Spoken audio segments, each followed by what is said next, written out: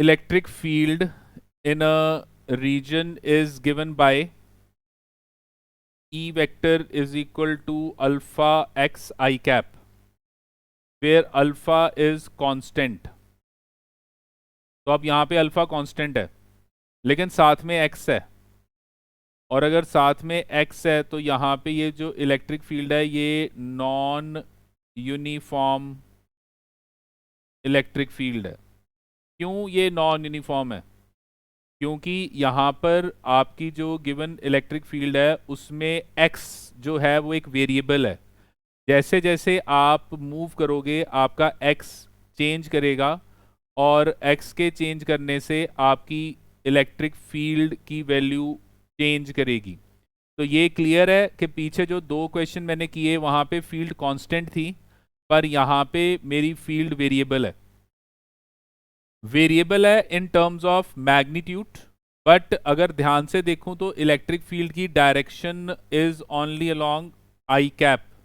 तो electric field की direction है i cap, means along x axis, लेकिन जैसे जैसे मैं एक्स में आगे जाऊंगा मेरी इलेक्ट्रिक फील्ड की जो वैल्यू है वो बदलती जाएगी।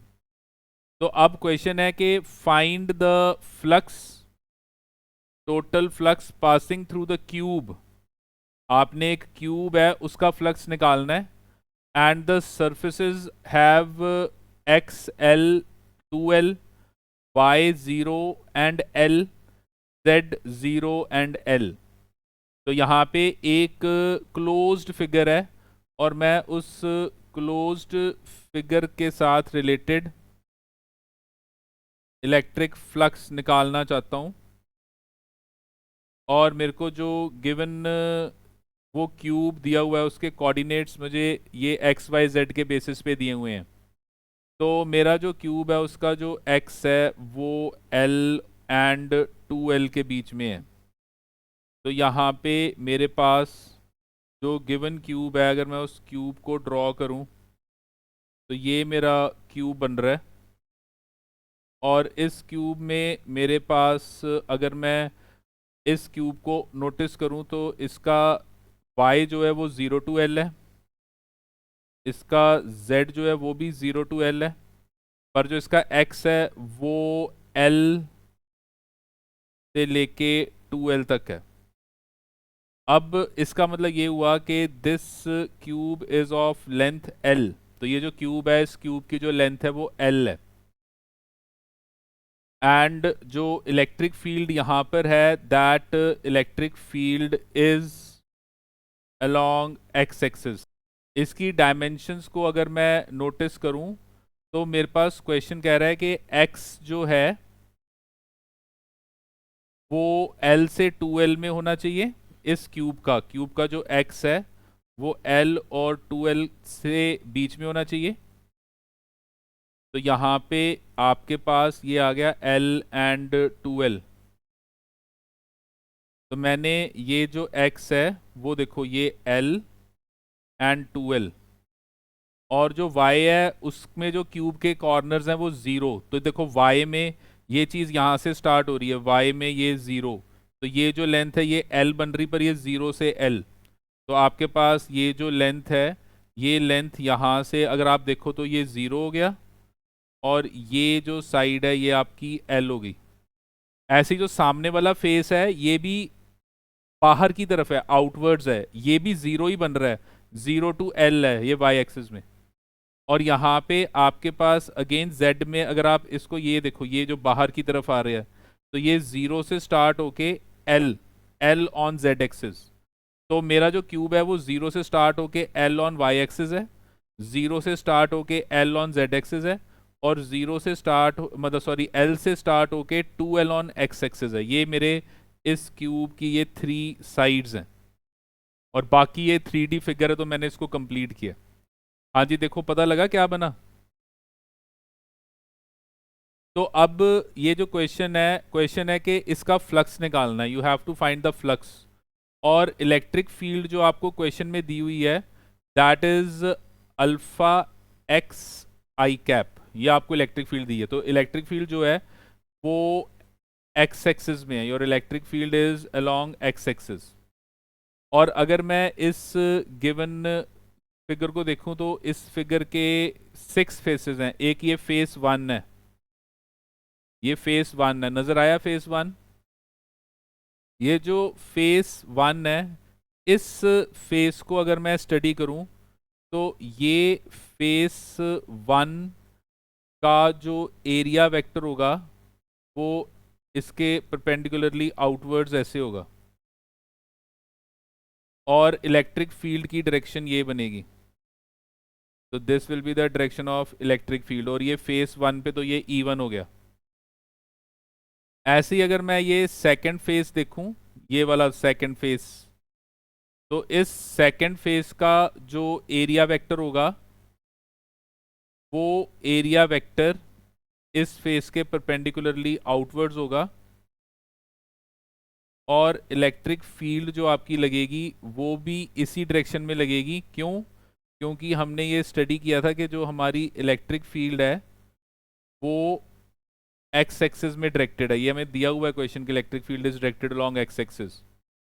तो यहाँ पे जो इलेक्ट्रिक फील्ड हमारी बनेगी, अगर मैंने उसका मैग्नीट्यूड लेना है, तो अगर इस फेस को मैं सेकंड फेस कह रहा हूँ, तो यहाँ पे जो इलेक्ट्रिक फील्ड आएगी that electric field will be E2, और उसकी जो डायरेक्शन होगी वो भी एक्स एक्सिस में होगी।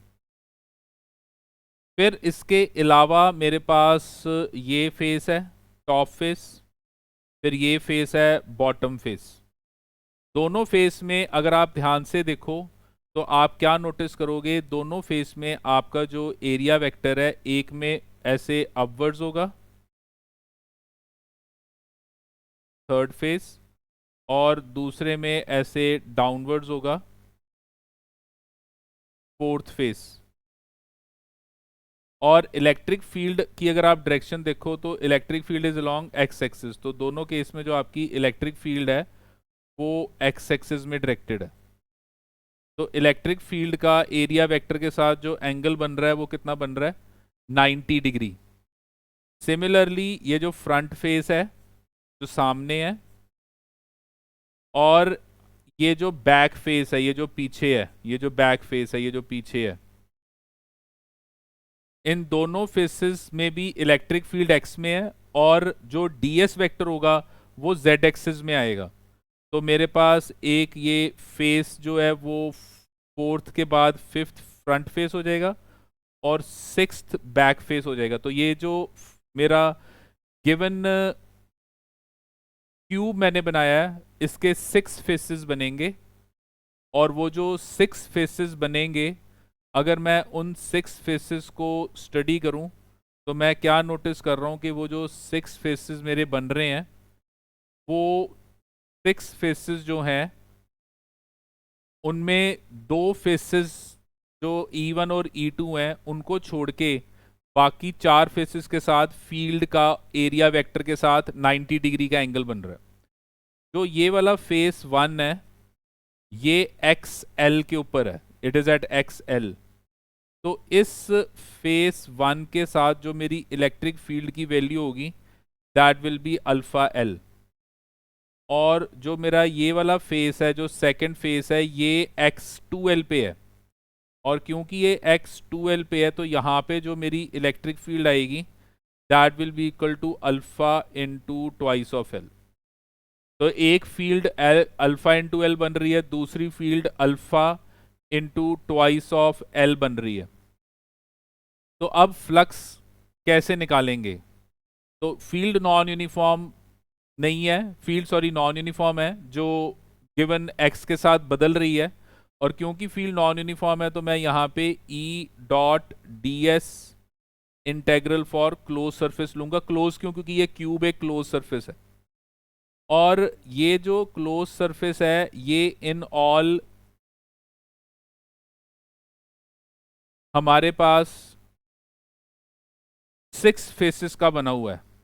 तो E dot D S first face, E dot D S second face, E dot D S third phase, E dot D S fourth face, E dot ds fifth phase and E dot ds sixth face. तो ये ऐसे 6 faces का बना हुआ है। अब जो मेरा पहला फेस है उसमें थीटा कितना होगा, कौन बताएगा? फर्स्ट फेस में थीटा क्या होगा? ये फर्स्ट फेस है, ये वाला फेस फर्स्ट फेस है। तो फर्स्ट फेस का थीटा क्या होगा? Theta is the angle between your electric field and area vector. Angle 180 होगा। क्यों? क्योंकि आपकी जो फील्ड है और एरिया वेक्टर है वो एक दूसरे के बिल्कुल ऑपोजिट हैं। बिल्कुल सही। जो हमारा एंगल यहाँ बनेगा वो 180 डिग्री होगा। और what will be the angle at phase 2? Phase 2 पे क्या एंगल बनेगा? तो फेज 2 पे एंगल 0 बनेगा because both field and area vector are in same direction. इसके अलावा जो बाकी 3, 4, 5 एंड 6 हैं उनमें क्या एंगल बनेगा? तो ये बाकी जितने भी फेसेस हैं उनमें फील्ड और एरिया वेक्टर के बीच में जो एंगल बनेगा वो 90, और डॉट प्रोडक्ट जो होता है वो कॉस ऑफ थीटा होता है। तो कॉस 90 यहाँ पे 0 आ जाएगा। तो मैं क्या नोटिस करूँगा कि ये कॉस 90, ये जहाँ जहाँ पे भी कॉस 90 आएगा ये सबका फ्लक्स 0 हो जाएगा। तो by end of this what I get is my flux will be equal to E1 into ds cos 180। तो फर्स्ट फेस को जब इंटीग्रेट करूंगा तो वहाँ पे जो इलेक्ट्रिक फील्ड है वो E1 है, E1। तो क्योंकि वो E1 है so E1 ds cos 180 plus जो सेकंड फेस है वहाँ पे जो इलेक्ट्रिक फील्ड है that is E2 ds cos 0। This implies your flux will be equal to cos 180 is minus, और E1 बार आ गया integral of ds for first face, E2 बार आ गया integral of ds for second face. हाँ जी, अब मेरे को कोई बताएगा कि फर्स्ट फेस का इंटेग्रल क्या बनेगा अगर मैं फर्स्ट फेस में ये सारे सरफेस का इंटीग्रेट करूँ, ये सारा सरफेस इंटीग्रेट करूँ ये वाला। तो अगर ये सारा सरफेस में इंटीग्रेट करूँगा तो मेरे को ये क्या मिलेगा? What will B this total value of integral of ds? हाँ जी, ये पूरा इंटीग्रेट करके क्या आंसर आएगा? तो मेरे पास जो गिवन वैल्यू यहाँ पर आएगी वो गिवन वैल्यू जो है that will be equal to your flux is minus E1 is alpha into L square plus this is alpha into 2L again into L square, क्योंकि ये दोनों का एरिया सेम बनेगा। एंड सॉल्व करो तो minus alpha L cube plus 2 alpha L cube, तो this will be alpha into L cube. So this will be the flux linked with this Gaussian with this cube। तो ये जो cube है इसका जो flux होगा वो अल्फा इंटू एल क्यूब होगा। इसका सेकंड पार्ट है you have to tell what is the charge contained inside the above cube. तो ये जो क्यूब है इस क्यूब के अंदर कितना चार्ज इनक्लोज्ड है? तो how you will find the charge enclosed? तो हम यहाँ पे गॉस लॉ लगाएंगे। बिल्कुल सही है, वील अप्लाई गॉस लॉ, क्योंकि ये क्यूब एक क्लोज फिगर है। तो according to Gauss law your flux linked with this cube will be equal to Q by epsilon naught. And अभी आपने इस पूरे का फ्लक्स निकाला है, ये फ्लक्स निकाला है। तो this implies that charge enclosed will be equal to alpha epsilon naught into L cube. तो ये आपका चार्ज इनक्लोज्ड आ जाएगा। So this is your charge enclosed. Now in this question we have an experimental setup. तो इस क्वेश्चन में हमारे पास एक एक्सपेरिमेंटल सेटअप है and it is observe that electric field is directed in earth's atmosphere directed vertically down. तो electric field in a large region of earth's atmosphere is directed vertically down. तो फील्ड वर्टिकली डाउन है at an altitude, altitude मतलब height of 200 meter. Electric field is 60 volt per meter and at an altitude of 100 meter the field is 120 volt per meter। इसका मतलब जैसे जैसे नीचे जा रहे हैं फील्ड बदल रही है। तो the field is changing as we are going down। Now the question is calculate net amount of charge contained in cube। तो हमने एक क्यूब है, उस क्यूब के अंदर चार्ज निकालना है and it is given that this cube is of 100 meter edge. उस क्यूब का जो साइड है वो 100 मीटर है एंड वो क्यूब है कहाँ पे? It is located between 100 and 200 meter altitude. तो एक क्यूब है जो 100 मीटर साइड का है और वो क्यूब को मैंने 100 एंड 200 मीटर एल्टीट्यूड पे रखा है।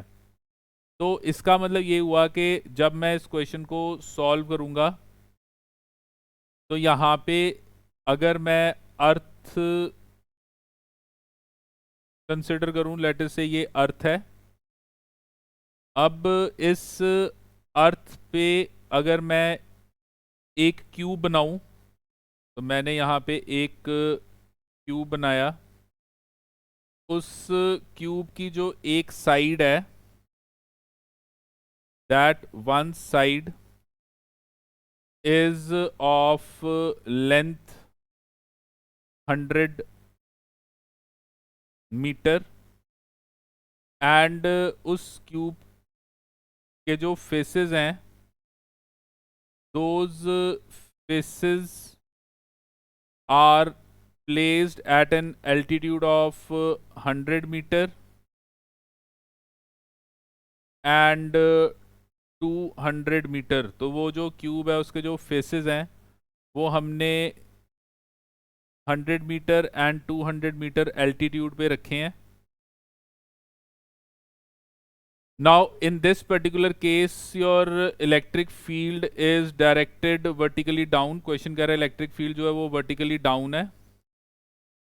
जो 100 मीटर एल्टीट्यूड पे है, जो 100 मीटर एल्टीट्यूड पे है उसकी जो इलेक्ट्रिक फील्ड है उसकी जो वैल्यू है that is 60 volt per metre. और जो आपके पास 100 मीटर एल्टीट्यूड पे है, 100 मीटर एल्टीट्यूड पे है उसकी जो वैल्यू है वो 120 वोल्ट पर मीटर। तो ये आपकी इलेक्ट्रिक फील्ड है जो डायरेक्टेड डाउनवर्ड्स है। अगेन अगर मैं इस गिवन केस को देखूं तो मेरी पूरे ऊपर टॉप फेस जो है, ये टॉप सारा टॉप 200 एल्टीट्यूड पे, तो इस पूरे टॉप की फील्ड 60 है और ये मेरा फेस 1 हो गया। तो मेरा ये फेस 1 हो गया और इस फेस 1 का जो ds वेक्टर बनेगा वो ऐसे ऊपर की तरफ बनेगा। ऐसे ही मेरे पास जो नेक्स्ट है वो ये सेकंड फेस आ गया। ये पूरा सेकंड फेस कितने एल्टीट्यूड पे है? 100 मीटर एल्टीट्यूड पे। तो ये जो पूरा फेस जो 100 मीटर एल्टीट्यूड पे है, यहाँ पे जो मेरा एरिया वेक्टर बनेगा that area vector will be directed downwards. वो एरिया वेक्टर नीचे को डायरेक्टेड होगा। इसके अलावा जो मेरे पास बाकी सरफेसेस होंगे, जैसे ये 3, ये 4, फिर एक सामने वाला 5, एक पीछे वाला 6, अगर मैं इन सब में एरिया वेक्टर और फील्ड को देखूं तो इन सब में एरिया वेक्टर और फील्ड के साथ जो एंगल बनेगा वो मेरा 90 डिग्री बनेगा, क्योंकि फील्ड जो है वो मेरी जो है वो डाउनवर्ड्स है और इन सब के साथ एंगल 90 बनेगा।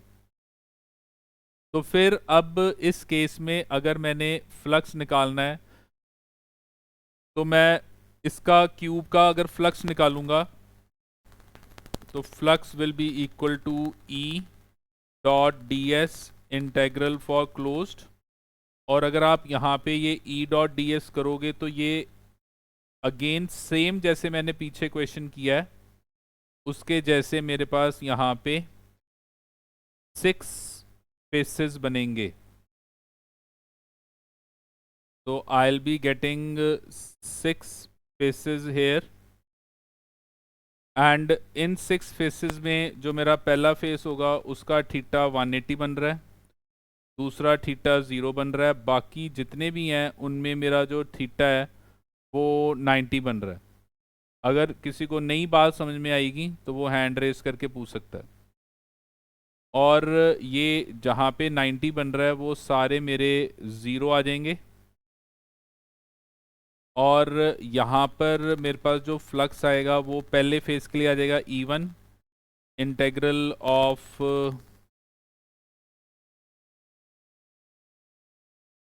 E1 इंटू डी एस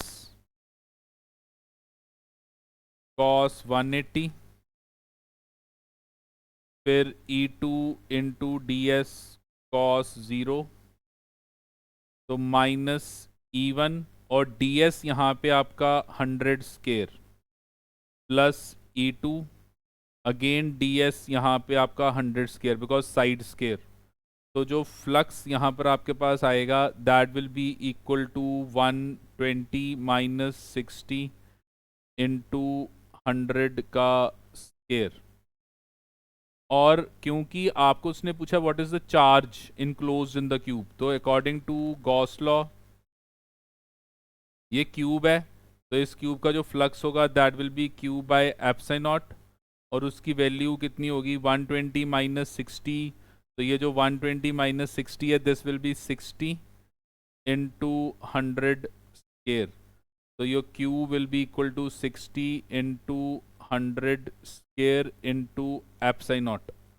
और एप्सिलॉन नॉट की जो वैल्यू है in SI system that will be equal to 8.85। 4 आप हटा सकते हो बिकॉज 3 डेसिमल तक हम लेंगे नहीं, तो 8.85 इंटू 10 रेज पावर माइनस 12। मैंने 4 क्यों नहीं लिखा बिकॉज 3 डेसिमल तक मैं जनरली कैलकुलेशन नहीं करूँगा। तो ये 8.85 इंटू 10 पावर माइनस 12, इसको सॉल्व कर लो, this will be your required answer. तो जब आप इसको सॉल्व कर लोगे तो आपका जो आंसर आएगा वो ये आंसर आ जाएगा, ये आपका आंसर बन जाएगा। Here I have a question where charges of magnitude 2q and minus q are located at A00 and at 4A00। तो मेरे पास यहाँ पर एक स्फीयर हो गया A00, दूसरा जो स्फीयर है वो हो गया 4A00। तो यहाँ पे आपके पास charges of this 2q and minus q are located at points A00 and 4A00।